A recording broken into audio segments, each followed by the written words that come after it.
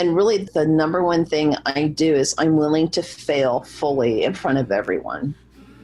I would rather try and fail miserably than wait for the right moment. The right moment never happens for me. What would the world look like if people felt like they mattered? Welcome to the Lead with Love podcast, exploring what it means to lead with love in business and life. I'm your host, Jada Selner, and in this show, I'll share meaningful conversations to help you, the creative, the entrepreneur, the world changer, reach more people, go after your dreams, and serve your community with love. I appreciate you joining me. Now, let's get cozy and start today's episode. In today's conversation, I get cozy with my client and friend, internationally acclaimed early childhood education specialist, Sally Haughey. We talk passionately about education, honoring the whole child, and the parallels in how we learn as entrepreneurs. Sally is the founder and CEO of Fairy Dust Teaching and Teaching Mastery Institute.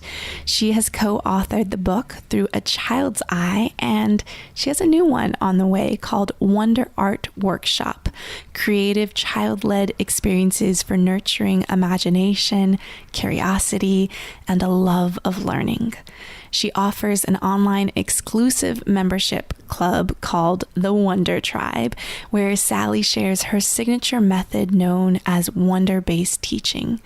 Sally serves, inspires, and educates thousands of teachers worldwide through online courses, masterclasses, and biannual conferences, which includes educators from over 60 countries who share content inspired by Reggio Emilia, Montessori, Waldorf, and other play-based teaching styles. And if you know that you are a creative, ambitious woman who is building a company with a really big mission, and you're looking to take it to that next level, you've already achieved a level of success and service, and you're just wanting to really build it in a sustainable way that allows you to share your big work in the world, then I encourage you to apply for my Lead with Love mentorship.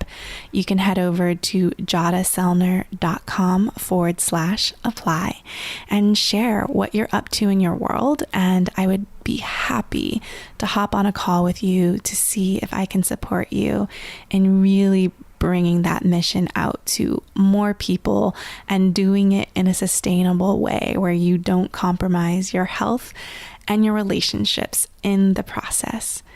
Now, let's get cozy with Sally. Hi, Sally. Hey, so excited to be here.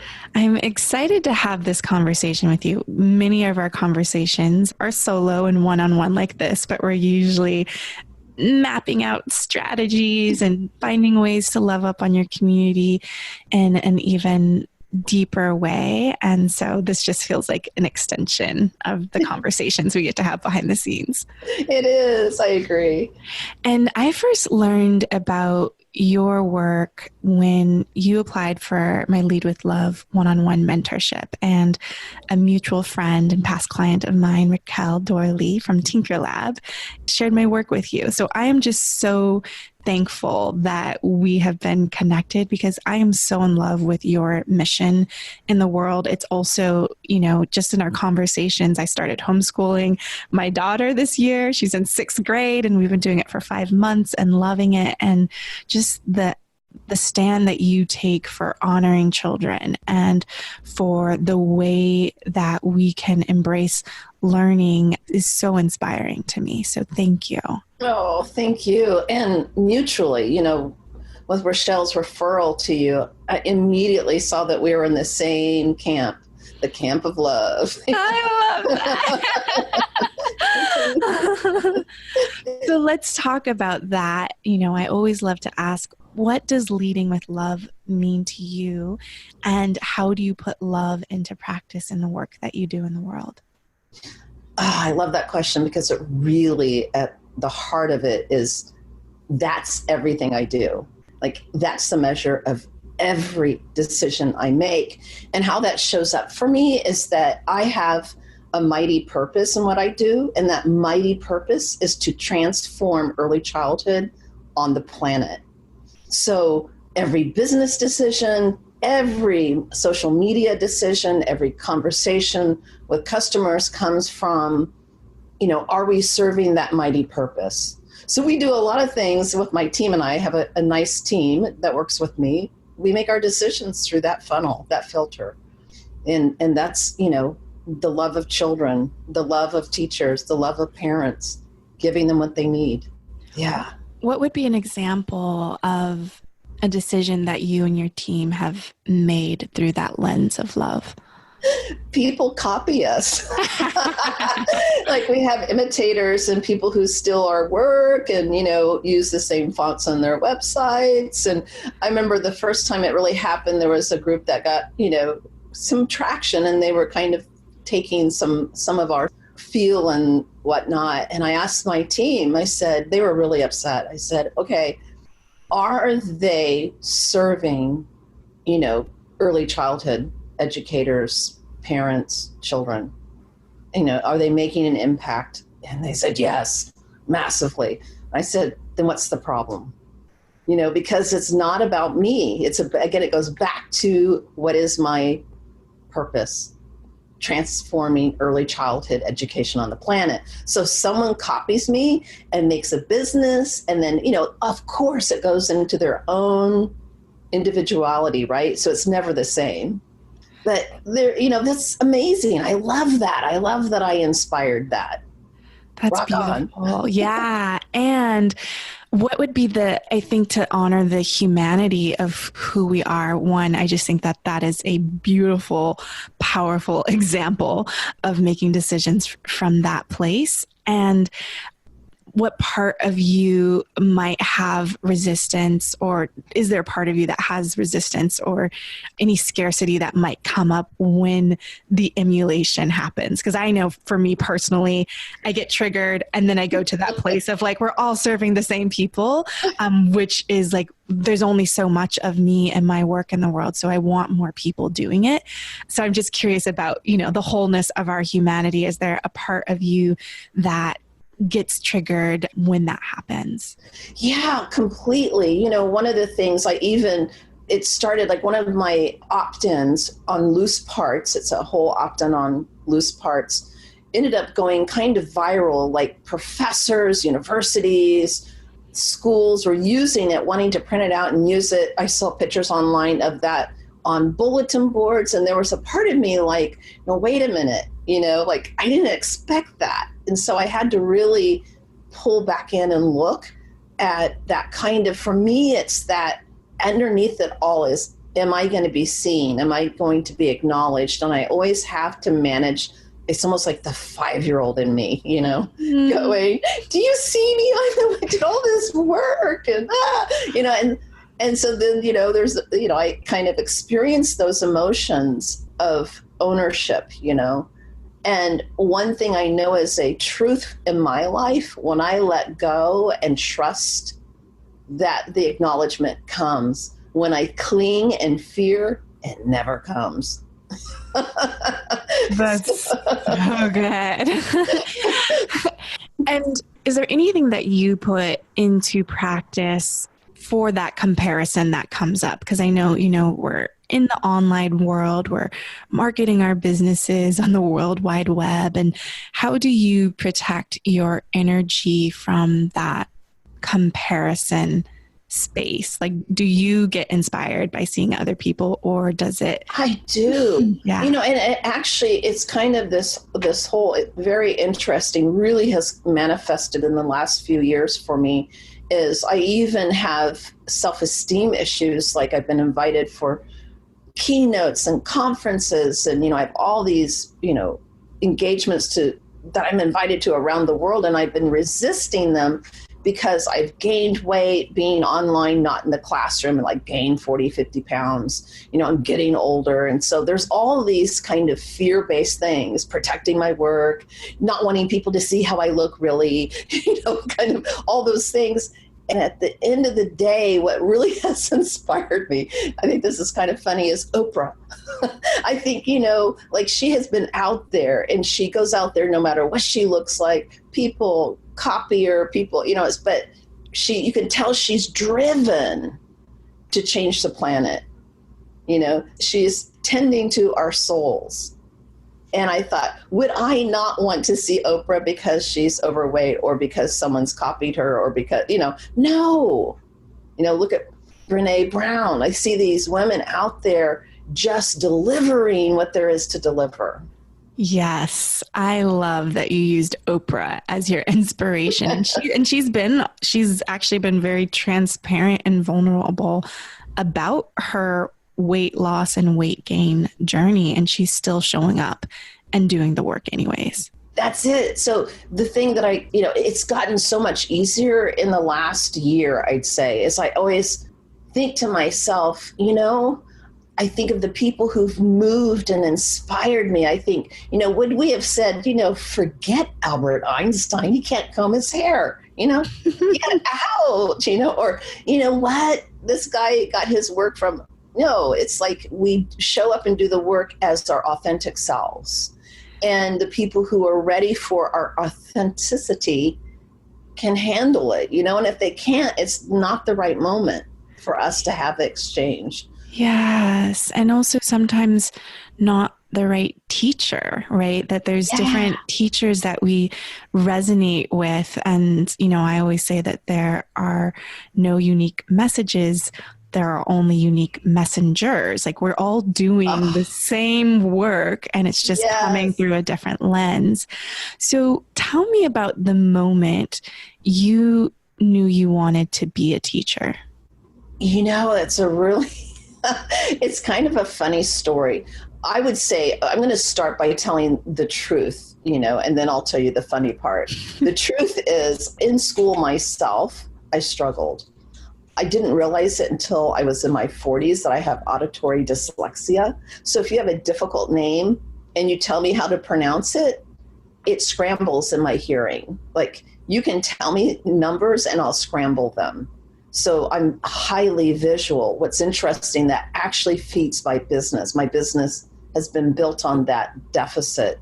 The other thing is my son didn't read until third grade. And I knew he was okay. So I had gotten into Waldorf education and studying what is the true fabric of a healthy reader and writer, and discovered, you can start to read anytime between 3 and 10. And all of that's normal. There's other markers to see. So I got really passionate out of my own deficits and out of my son's struggle. So that's the background. And I was working in a church part-time as a little secretary and was not enjoying it. And the pre-K teacher comes in and says, I've gotten a new job. So the director said, we are going to have to put out a notice for a new teacher. And I said, I'll take it.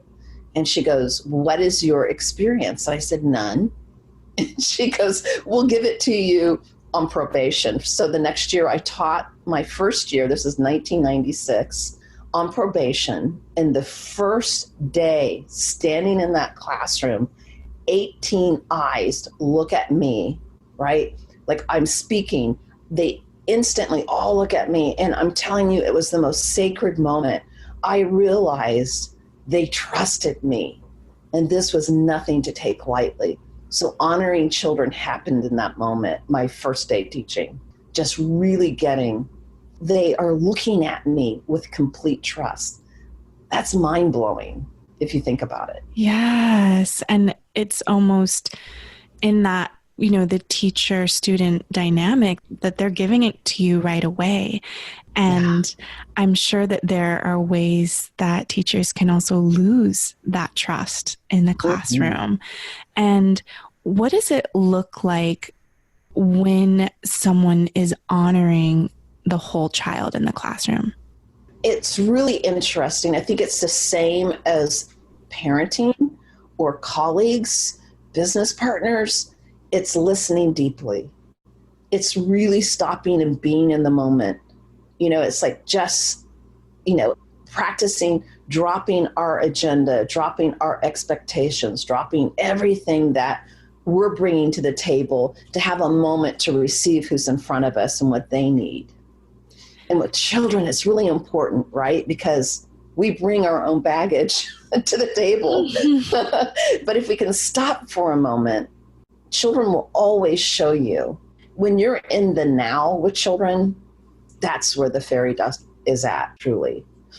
And can you give me or share with me a specific moment when, because I know some of the work that you do through fairy dust teaching is, working with students who we might call challenging, or dealing with the classroom, management.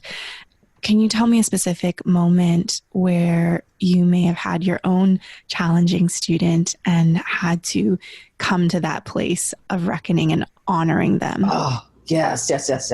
There's many stories because, again, I'm human. And I think really important to forgive ourselves when we fail on this, right? There's no mastery with children because there's always new things. Children grow, new things show up. So I took my first job as a kindergarten teacher in 2008. And I was so excited. The last job I had was just brilliant. They called me Mary Poppins. It was incredible. So I kind of walked into this kindergarten, scene thinking, I'm pretty good. I got this. And the first day of school, this little boy arrives and literally punches another child in the face. And that literally was one of our better days. He had oppositional defiance disorder. Beautiful boy. And it was really challenging because it's chemical, right? So no behavior modification is going to work. It's literally like getting on a roller coaster and managing that experience with him. But I tried all the techniques, all the classroom management stuff. I was online looking, taking classes. What am I going to do? My peers, there were 9 other kindergarten teachers, and they were using kind of an adaptation of what they call the red light, green light system, and it's a rainbow color. And I had always been against it, but they said, you really need to do this. This will work. So I put it up the first day, and this boy came in and basically threw a chair across the room, and I moved his clip down to red. And his face, I'll never forget for the rest of my life, because in that moment, I shamed him in front of all of his peers. And I got it, right? Everyone, a visual system where they put the name on red or whatever color that they're not doing what they're supposed to do is shaming children. It's public shame. And in that moment, I knew I had to find another way. So what I realized is that I had to be with him and listen deeply. So with him, what I learned as I began to just be a researcher, what works with him, what doesn't work, be willing, okay, if I fail, it's going to be messy. There might be chairs flying, if I'm successful, and I'll make notes. And so one of the things I figured out was to stand behind him when I talked to him, to talk into for him, it was his left ear.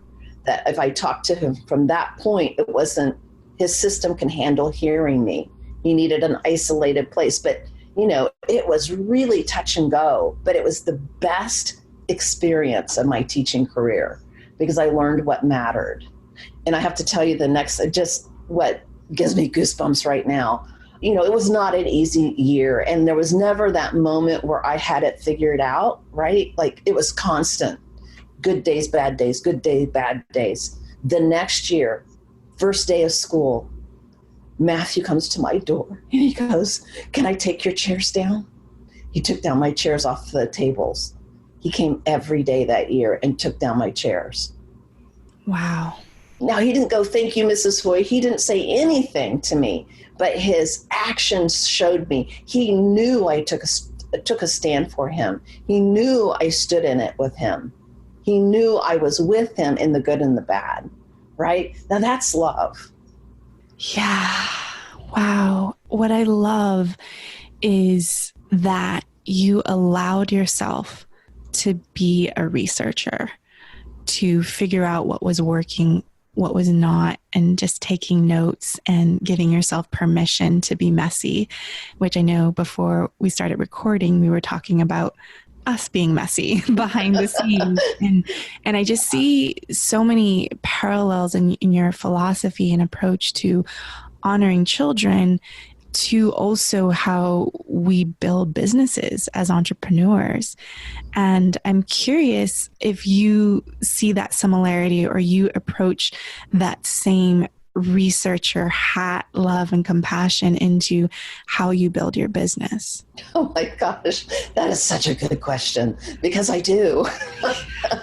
So here's the thing, like I have found, like when I write an email out to my list, like I segment. So I'll test an email out with a smaller group of people, and I can tell you within 30 minutes if it was a success or not based on how many opens happen in that first hour. It literally, like I can see it now because I watch metrics. I love metrics because it's speaking the energy of my business.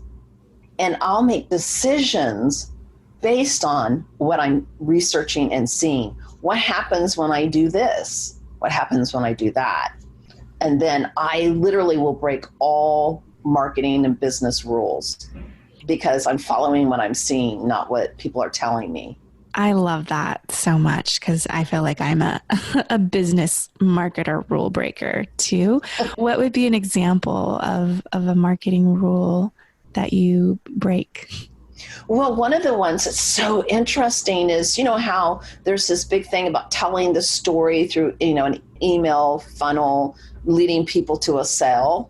Like that doesn't work with my crew. I have, a large portion of my followers are nature-based, authentic materials. They're more alternative type human beings, right? Like they ain't going to buy that. Like the first time I did that twice and I had teachers crying at the end, like, I can't afford to buy this. And, it's like it caused upset, not sales.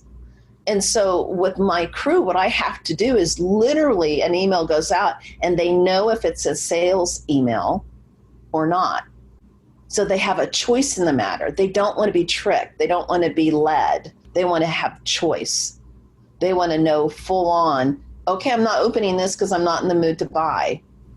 It's like I get far more sales by being direct because of my crowd, who they are. Yeah. And I think it's the same if we look at Matthew, right? Of the teachers were like, you have to do the red light, green light, do this. That's the only way it's going to work. And you saw like, I'm watching, I'm observing, and that's not working. I have to find another way. Exactly. And I think, I've always seen my business as its own being, if you will, which is kind of a strange thing to say, but it has its own energy field based on the kinds of people that come. It's like, I love, like you said earlier, our conversation, like it's happening in a coffee shop or something. Well, my conversation with my crew, it's like we're all in this coffee shop together talking. And so I have to really manage that space with them, and how I market can either support it or take it back, set it back.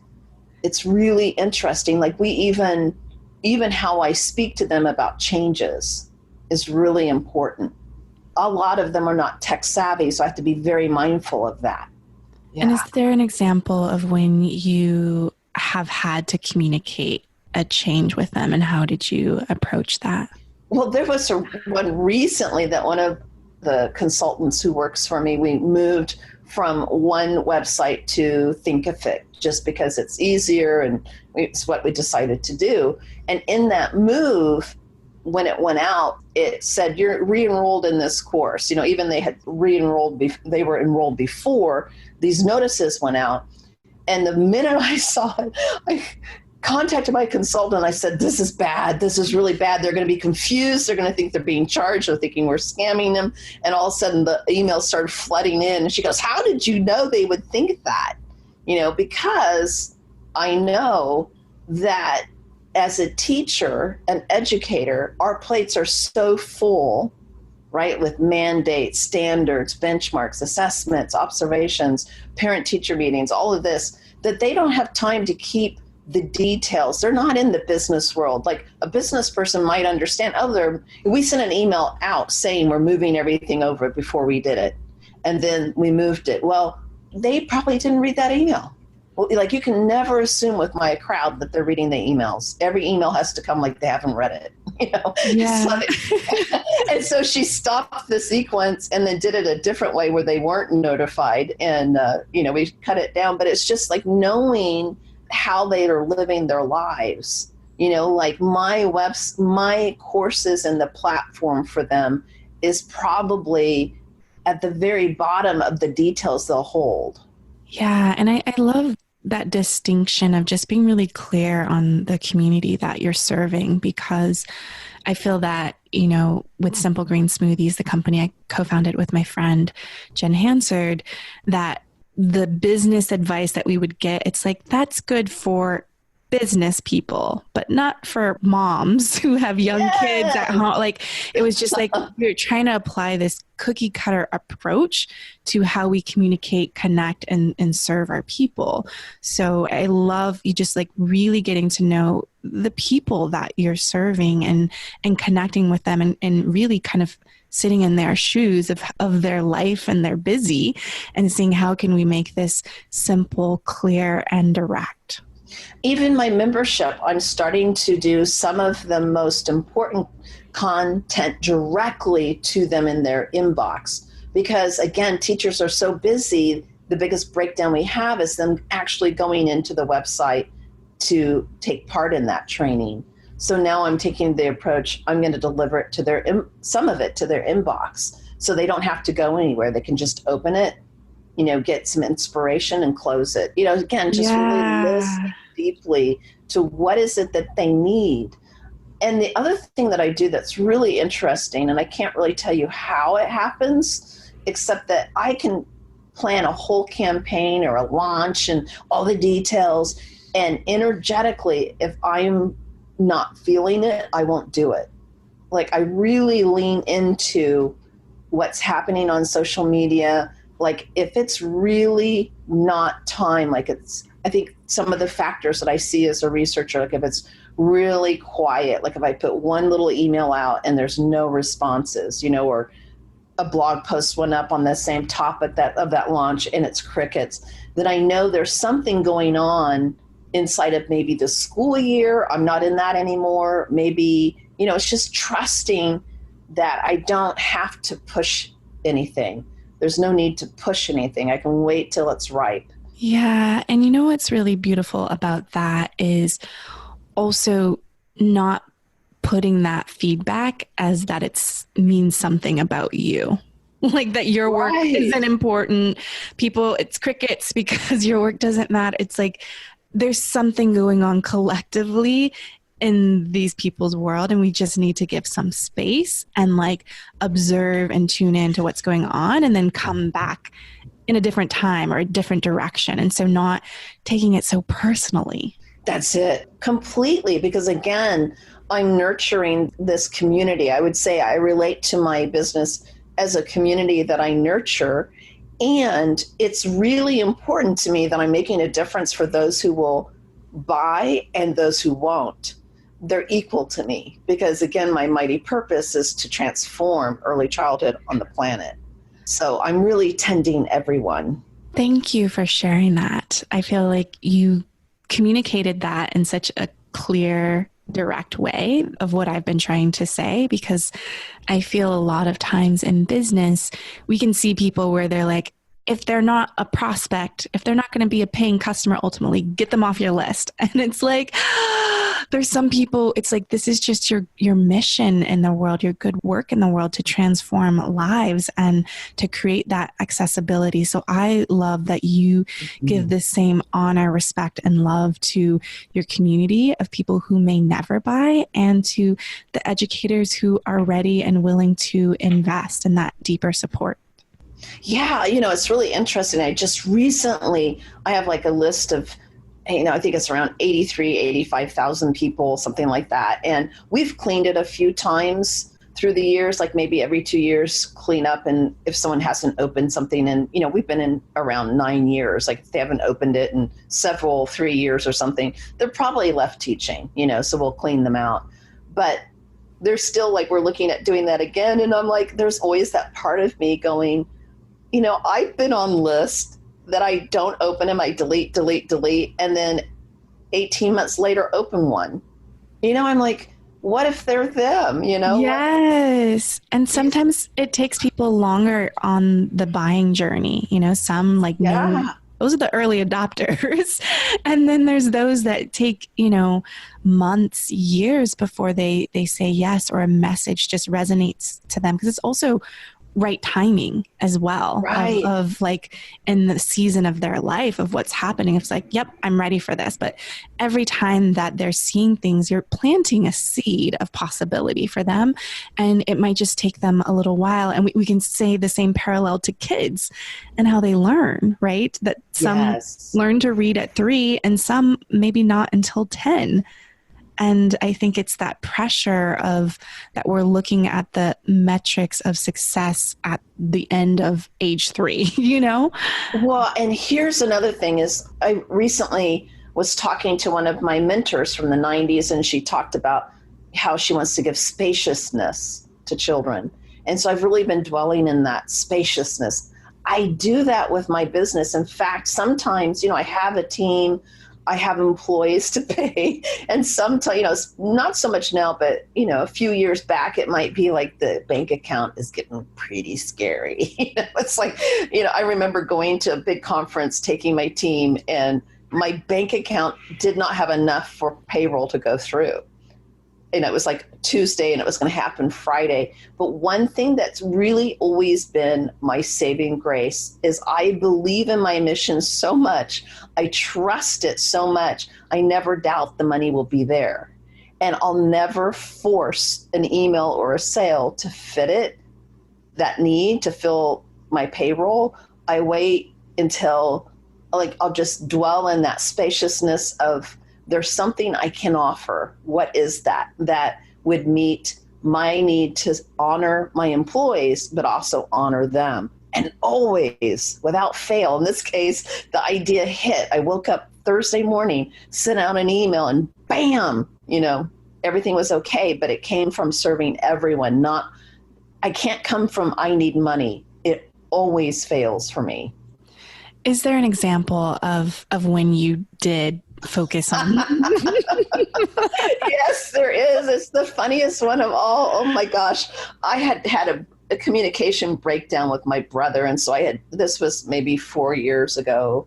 And I said to my daughters, we need to go to Utah, Salt Lake City, and just go see my brother. I hadn't been out to see him in some time. And anyway, we got in the car and drove there. It was spring break for my daughters. And when we arrived, again, it was one of those times where, payroll wasn't going to make it, right? And again, on a Wednesday, I'm like, okay, I'm going to do a St. Patrick's Day sale. So I said St. Patrick's Day sale, blah, blah, blah. I don't even remember what I put out to them. Literally one person bought. I'm going to give you a sale so I can fill my bills, And so I was like, oh. So the next day we had planned to go up in the mountains and do these great things. And I looked at my daughters and my brother and his wife, and I said, I can't go with you. I have to stay home and meditate and find the authentic offering. And it's like the universe has dealt me that deck. I cannot come from greed, or not greed, but literally I'm giving this to you. I'm making this offer because I want your money. Yeah. I'm telling you, it's the weirdest thing. It's not once worked for me. Just the awareness of the energy exchange is so important to how you show up in your work, and that it's being reciprocated. And yeah, the feeling piece, I so get it. It's like, oh, this just doesn't feel right. I can't, and you can't move forward. Well, I think what it boils down to for me is I think we'll see in the future, intention is actually an energy field that at some point we'll be able to measure. Intention is everything to me. What is your underlying intention? Yeah. So you moved your message and your work beyond the classroom walls, and you created a website, Fairy Dust Teaching. So I'm just curious about what inspired you to start sharing online and moving beyond the classroom walls. Well, I had really wanted to share, like I was in that when I went into the kindergarten, I was in a highly academic school that was not play-based. The kindergartens were all having to do all the testing, state testing, benchmarks. One of the reasons I went into it is I really wanted to feel the pressure of that, right? Because if I'm going to transform early childhood, this is really the place, the push down of academics. And so for me, I started working with, like the first day I was there in the summer getting ready just before school was starting, they brought in 6,000 worksheets. And I'm like, wow, you do this for the year, all at once? That's so organized. They said, no, this is for August. And I was like, oh, okay. And so I realized at that point I was going to have to do innovation and be creative. And it just felt like the place to do it was online, to share my journey, to share. So pretty much in the beginning, I was sharing art, and a lot of my earlier posts, there's some really great ones, but some are kind of, art that is a little bit not cookie cutter, but could be, every child kind of does their own style, but we're all doing the same kind of, like, maybe we're painting a polar bear or we're painting, but it was so much better than doing the polar bear worksheet. And so and what was amazing is that I got immediately, it blew my mind. I immediately got obsessed with the business part of my blogging. So it's 2010. October was the first month I started. By January, I was playing the game of, can I build my list? And at that time, it was the feed, what they call it, the feed burner. Oh, yeah, the RSS feed. There wasn't an opt-in thing happening yet. So I would go off into Yahoo groups that shows you how old this was, and, post a blog post, and people come over and get into and I was watching it grow, and by May, I had 1,000 people on my list. I was like, woo! It's like, it felt like a party. I was like, whoa, this is like incredible. Like there was something immediately that I could speak to so many people at once. So I offered my first course in May of 2011, and 127 people signed up for $25 a piece or whatever. It was cheap, really, really economical, but it was exhilarating. So for me, immediately I fell in love with the energy of exchange online. And I still am fascinated by it. Fascinated. I love that. What would you say was the biggest shift that happened translating your work from being in the classroom to having that energy exchange online? Here's what's today. It's the same back then as it is today. The formula that's really important for me is because of my auditory dyslexia, for me to understand something, I have to make a framework. It was really interesting. I was listening to Todd Herman speak, and he said the exact same thing. He has dyslexia, and he has to make a framework to understand anything. That's exactly how I've had success, because let's say playing with loose parts is a course I have. And I literally made a pyramid showing what the child's doing, what the educator's doing, all the stages of engagement and how it looks. Like what I know, I put into this visual. And then from that, I teach.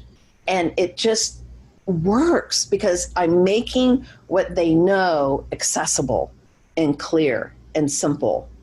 I'm giving them wisdom and simplifying it. Yes, there's such power in those visual mental models to kind of draw it out. Because when we teach, when we serve or try to help clients move from one place to another place, can feel very complex with all the information that you know as an educator, as a coach, as a mentor. And there's something very powerful about simplifying it in a visual way where we can see it all in one page. And I feel that's how I do my work, even when I work with my clients, is most of my clients are creatives, they're artists, they're dreamers, they're visionaries like me, just tons of ideas and feeling all over the place. So a lot of my work is how do we get everything that you're doing into one page where you can see your whole year, your whole vision, your whole revenue model, just like on one page. And it's like, it doesn't feel as overwhelming, that we can simplify. Yes, that's why I love working with you. I need that desperately. The other thing that I bring to my courses, which is really important, is I always bring an element of spirituality in that. I talk about intention, your value system, what resonates in your soul. I believe teaching truly is a calling of the soul, that. And so I always bring that into every course I have, that sense of the higher level purpose in educating children, because I really believe at the end of the day, our planet and peace on the planet depends on how we educate children. So powerful. And I love that you have also created experiences for childhood educators that are committed to play-based education, wonder-based, nature-infused, that you've created ways for them to gather and learn. You have your online conferences, which I know you have one coming up soon. Can you tell me the name of it? Yeah, Pedagogy at Play. Yeah. And also you have your Wonder Tribe. You have a book that's coming out in the fall, Wonder Art Workshop. And I just love that you allow yourself to be a creator and create these resources that are accessible to childhood educators to honor that mission that you have in the world. Yeah, in fact, I'm also looking at right now, trying to find a format of offering what I have to educators at like a dirt cheap rate, because there's a lot of educators. When I worked in Oklahoma, my last year of teaching, this was 5 years ago, about my take-home pay, 10-year teacher, take-home pay per month after retirement, insurance, and all those things they take out was $1,800 a month. So if you have an educator, and that's someone with a degree, if you don't have a degree and you're a TA and you're single, there are educators out there who cannot afford my $24 a month tribe. It's too much. So, I'm going to establish a foundation in honor of my sister who passed from Huntington's disease, to help fulfill her legacy of, offering something like $5 a month. I do feel like people have to have skin in the game. Free has never worked for me. I've done it over and over again, and those people never take part. It's interesting. I don't quite get it, but I guess free means, later. Right. Yeah. Well, like money is an energy, and it's an investment of like, yes, I'm ready right now, and this is what I'm prioritizing. And I'd love to just take an opportunity, because I know we've had the privilege of working together behind the scenes and just sharing about your experience and why you were drawn to the type of coaching that I do, because I don't fall into the paint by number path to success or online marketing strategies, but I am strategic and visionary. So just curious what your experience, before moving into our work together, what was kind of happening in your business and your world, and what's been happening as we've been moving and working together. Well, it's really interesting because I've worked with quite a few coaches. It's something that I'm very deeply committed in, having a coach and a mirror to what I'm doing.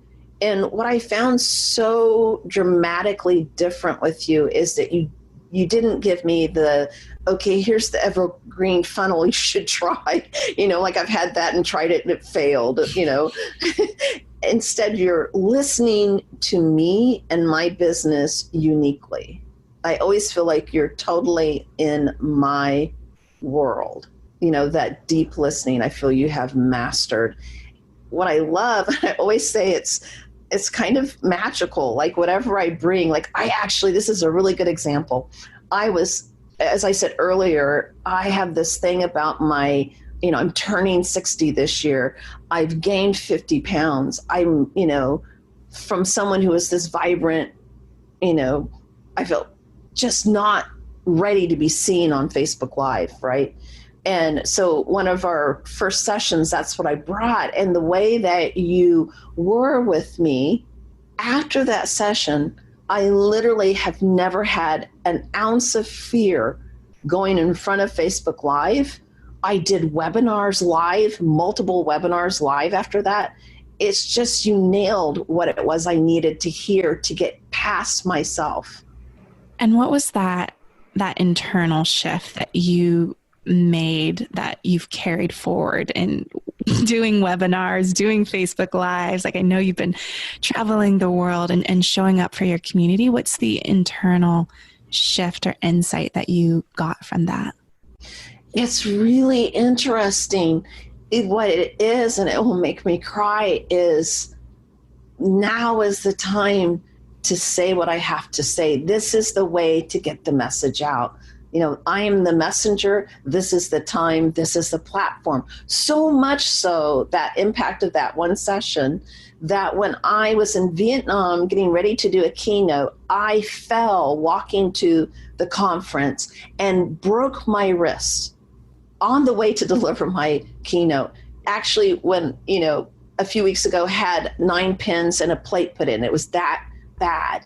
And I got up, dusted off my bleeding knees, and I said, I have a message to deliver. I shall not be stopped. And I went on stage and delivered it. That is how powerful that transformational moment was. Wow. Thank you for sharing that, and for just caring so much about the work, because I think it's just a call to make sure that the work that we're doing, that we actually really care. And it's a mission bigger than ourselves, like taking the attention off of ourselves, like you with your wonder-based work, like Oprah, right? That it's like nothing's getting in the way. Hold on. Yeah, absolutely. Oh my gosh, 100%. And I just am so grateful to have you as my, coach and mentor along the way. Because I know, whenever, even like a sales page wasn't making it, and, we had a time together and you went right in with me what was missing, and it literally shifted everything. You have a real keen eye, and I really appreciate that so much. Thank you.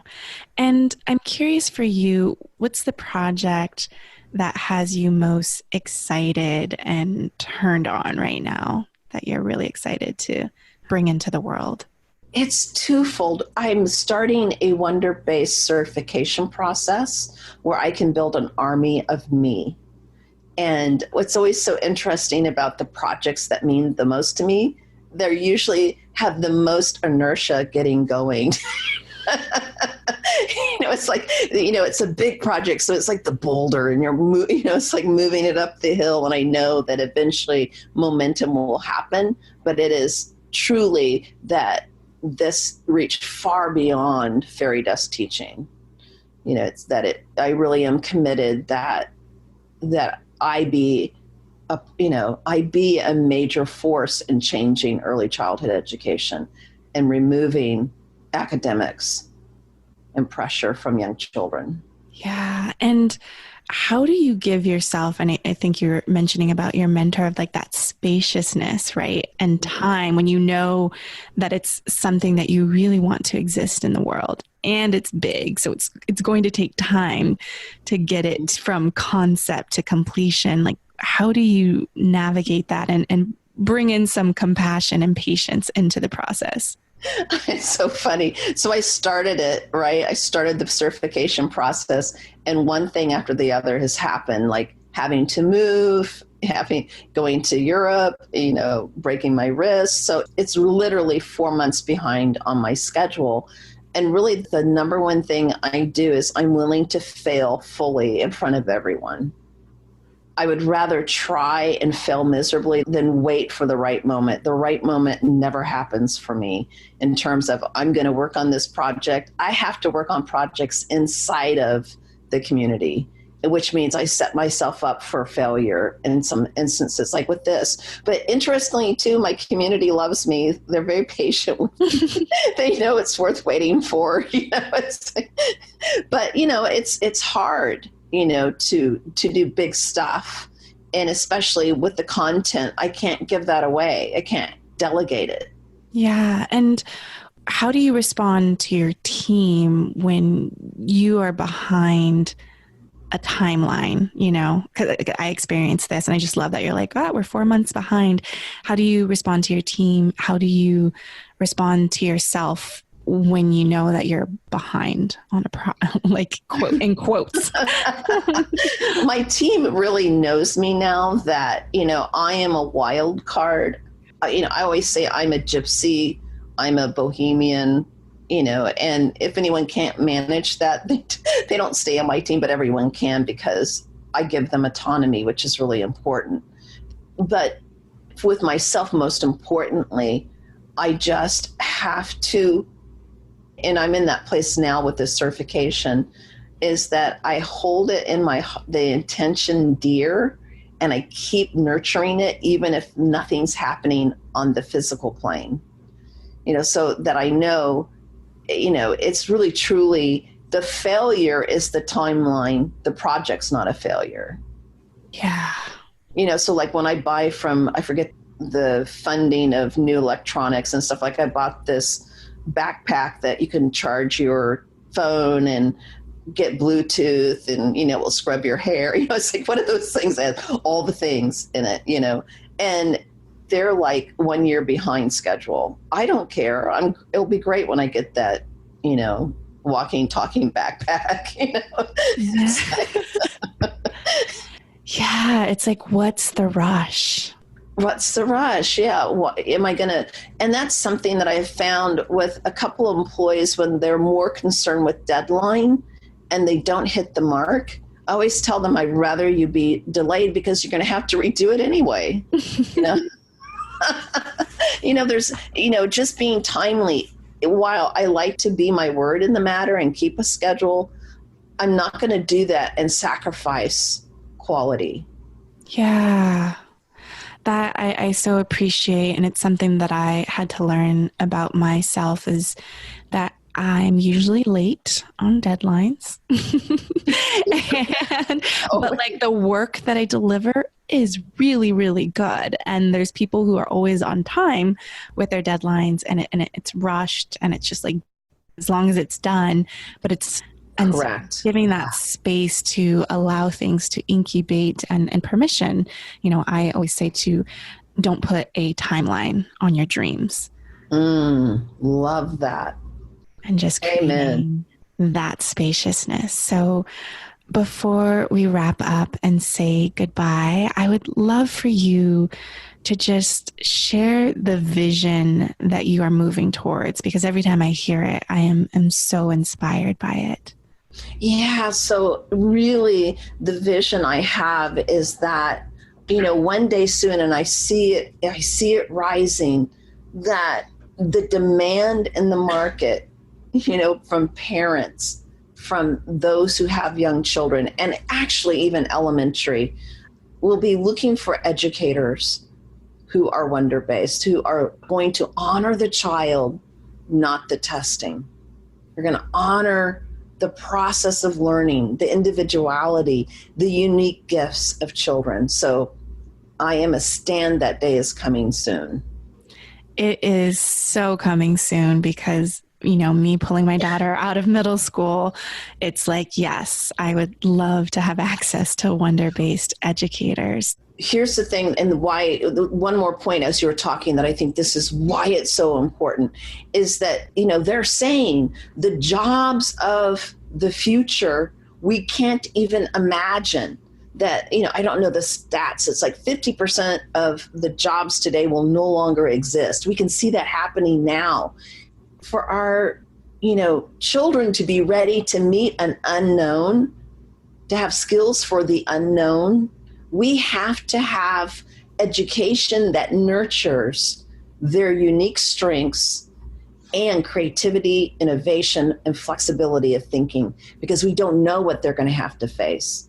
We have no clue. We have environmental issues. We have all sorts of things coming up. We have AI coming on, taking away jobs. What are the jobs of the future? It's play-based education in early childhood builds the neural pathways of the mind to figure that out. We don't see the results. See, this is the problem in early childhood.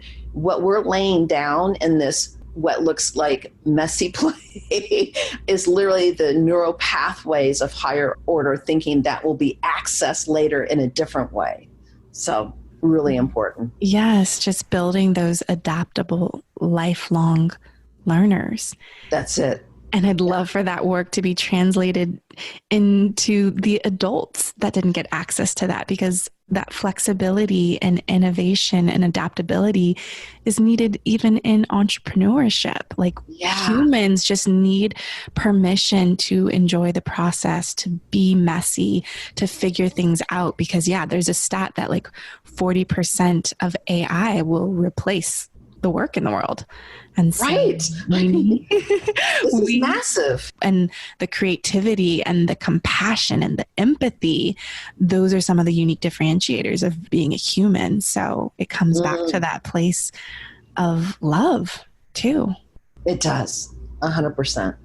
I love this. I so appreciate and adore you, Sally. It's been such an honor to just witness you on this journey and in sharing your mission and your work in the world in such a big, beautiful way. And just if there's anything else that you'd like to share before we wrap up. I am really complete. I would just say, follow you, serve with love. It's the bottom line. Yes. The bottom line. Yes. Thank you, Sally. Thank you. Thank you so much for your heart and attention and listening to Lead with Love. You can always get the links and resources mentioned in each episode over at leadwithlovepodcast.com so that you can build a sustainable business and live a creative life on your terms. If this message, Leading with Love, resonates with you and you want to take a stand for remembering that there are humans with beating hearts behind the numbers, I would love for you to subscribe so you never miss an episode and leave an honest review. It would mean the world to me, and it also helps more people spread more love in the world, which we really, really need. I also love hearing from you. So as you're listening, take a screenshot, share your favorite takeaway, and tag me on Instagram and Facebook at Jada Selner. I really appreciate you, and I'll talk to you soon. Bye.